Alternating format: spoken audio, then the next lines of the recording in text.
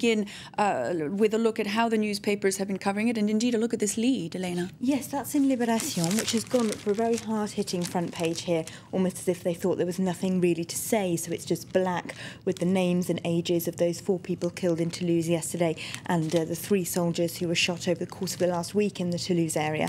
Now, it's inside this paper that they look at a possible lead, which apparently investigators are chasing down. This is the 3 paramilitaries who were fired from the army in the Toulouse area for being neo-Nazis, having neo-Nazi tendencies back in 2008. Now, why might it be them? Well, investigators say it looks like this could have been the work of a professional, especially the killings of those 3 soldiers over the course of the last week. He clearly had specific targets in mind, they say. He wasn't shooting randomly in the street. He seems to have known who the soldiers were. One of them wasn't even in uniform, raising the possibility that the attacker might even have known him because these 3 paramilitaries who were fired for neo-Nazi reasons were in that Toulouse area, so they would have known locally stationed soldiers, possibly. So that's something they're looking for, who these 3 people might be, trying to track them down. They're also, of course, looking at the political consequences in Libération. All the presidential candidates say they're going to stop campaigning for today and concentrate on what they call national unity. The paper's editorial says that's exactly the right thing to do. It would be wrong if anyone attempted to exploit this for political purposes, and it's good to have a stop and have a moment of reflection.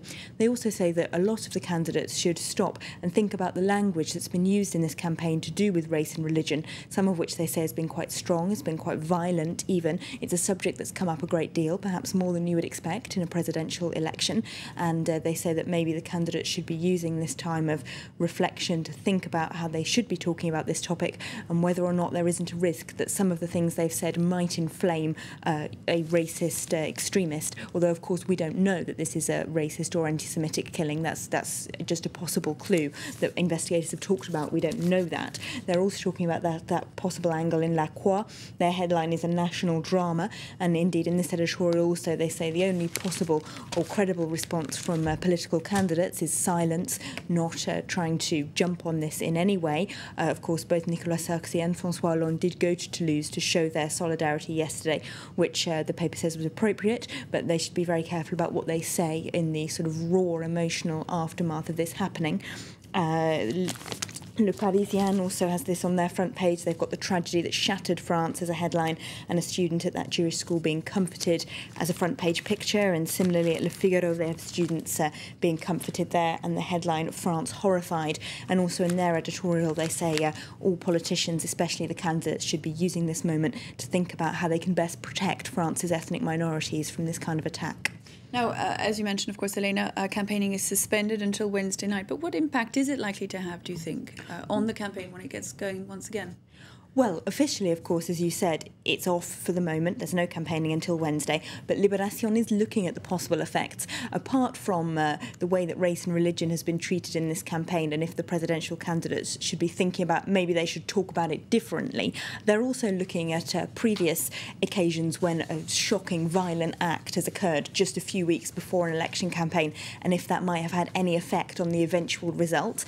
They point out that in 1988, a few weeks before Election Day, 16 French soldiers were kidnapped by independence activists in New Caledonia, and an operation to free them that was masterminded by then Prime Minister and presidential candidate Jacques Chirac went wrong. 21 people were killed, and he then lost the election. So they say those two things might have been linked. Also in 2002, a gunman opened fire in a council meeting in Nanterre and killed 8 councillors, which shocked French public opinion at the time. And just a few weeks later, Jean-Marie Le Pen scored his best ever election result and got into the election's second round. The paper says those two events might have been linked when there are huge, very publicly aware crimes and people are very concerned about law and order issues. That might then cause them to vote for right-wing parties who campaign strongly on law and order. But of course, we can't link them too closely. Elena Casas, thanks very much indeed for all of that. It is 11 minutes past 7 here in Paris. We're going to have a look now at some of the rest of the day's news. Syria's capital, Damascus, has seen its heaviest fighting since the start of the uprising against the rule of Bashar al-Assad just over a year ago. Rebels fought gun battles with government forces in the city just 2 days after 2 car bombs killed at least 27 people in its heart. In Homs, meanwhile, amateur footage has shown that shelling continued yesterday with cars and buildings in flames in various neighbourhoods of the city, allegedly after bombardment by the Syrian military.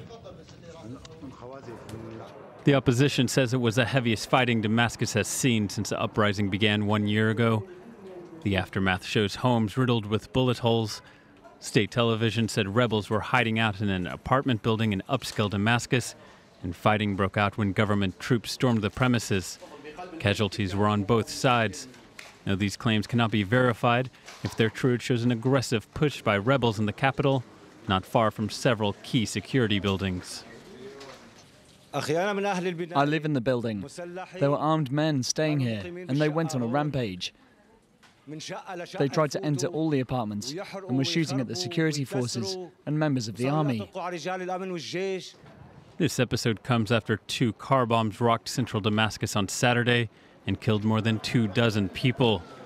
The recent uptick in violence has some fearing the capital could descend into chaos. Well, Russia has added its voice to growing calls for a humanitarian truce in the country, backing an initiative from the International Committee of the Red Cross to reach the wounded. The aid agency is pushing for daily ceasefires between the rebels and the Syrian government. And it hopes that Russia can convince President Bashar al-Assad into agreeing. It is very important to discuss what actions can be taken by the Red Cross and Russia in the hope of solving the most acute humanitarian problems in Syria. Well, news just coming in this morning, a series of bombs in Iraq have killed a number of people. The death toll is unclear for the time being. 2 car bombs in Karbala apparently killed 9 and wounded 40. That's according to police and health sources. But the number of those killed across the country in those explosions could be as high as 15. We'll, of course, be bringing you all the very latest as it emerges. Now, Libya is stepping up pressure on Mauritania to hand over Muammar Gaddafi's intelligence chief, Abdallah al-Senussi, sending a senior delegation to argue that he must face Libyan justice. Mr. Senussi, who's 62 and the last major Gaddafi associate on the run since the dictator's overthrow, was arrested in Mauritania after he arrived there late on Friday on a flight from Morocco. Both France and the International Criminal Court in The Hague are looking to take him into custody. To Guinea-Bissau, where officials say that the country's former head of military intelligence was shot dead on Sunday, just hours after polls had closed in a peaceful presidential vote. The killing of Colonel Samba Diallo follows a rash of political assassinations in the West African state, which is known as a haven for cocaine smugglers. This at a time when many had hoped that the presidential election might usher in a new period of greater instability. Guinea-Bissau is counting votes after Sunday's presidential election.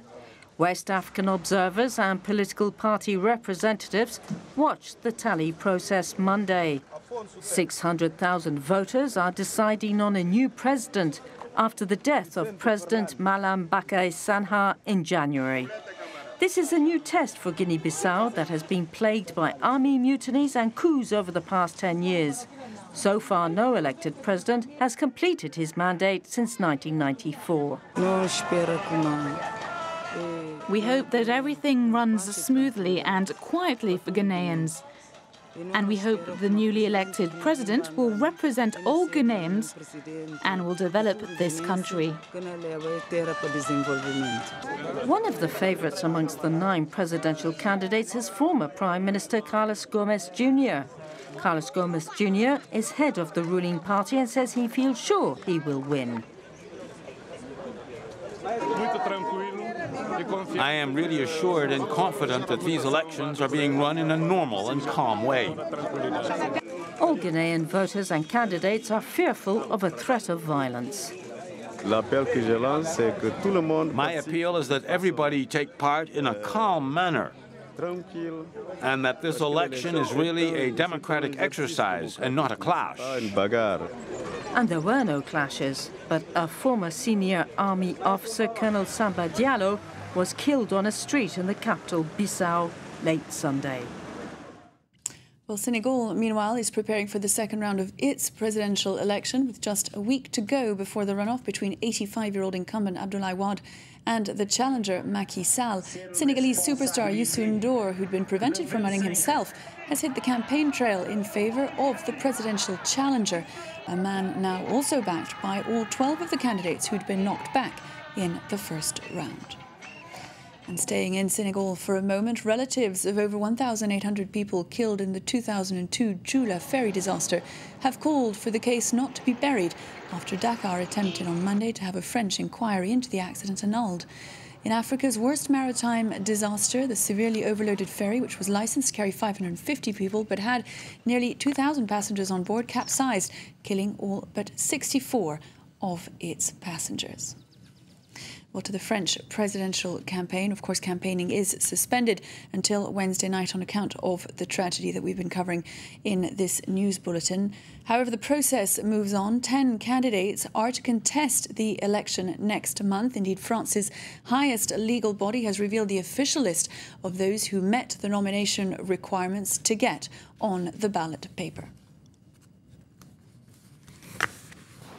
This solemn announcement, France's Constitutional Court revealed the final list of the candidates in the race for the Élysée Palace. Madame Eva Joly, Madame Marine Le Pen, Monsieur Nicolas Sarkozy, Monsieur Jean-Luc Mélenchon, Monsieur Philippe Poutou, Madame Nathalie Arthaud, Monsieur Jacques Cheminade, Monsieur François Bayrou, Monsieur Nicolas Dupont-Aignan et Monsieur François Hollande.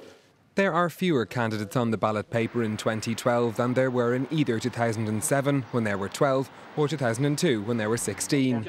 From today, new campaign rules come into force requiring French broadcasters to give an equal amount of airtime to each candidate. All 10 will now receive a payment from the state of €153,000 and can apply for refunds of their campaign expenses. If they receive 5% of the vote in the first round, the candidates can be reimbursed up to €8 million. Although if they fall below that threshold, the refund is reduced to a paltry €800,000. This seed funding will now allow the smaller candidates in particular to secure more money for their campaigns from the banks. They have just 33 days to convince voters they're the right person for the job. It is just coming up to 19 minutes past 7 here in Paris. We're going to have a quick break, but in just a moment it'll be time for Focus. We'll be looking at Afghanistan. After more than a decade of war there, anti-American sentiment has never been higher. We'll be speaking to our correspondent in Kabul, Ben Farmer, about what impact that's likely to have on American policy in the region.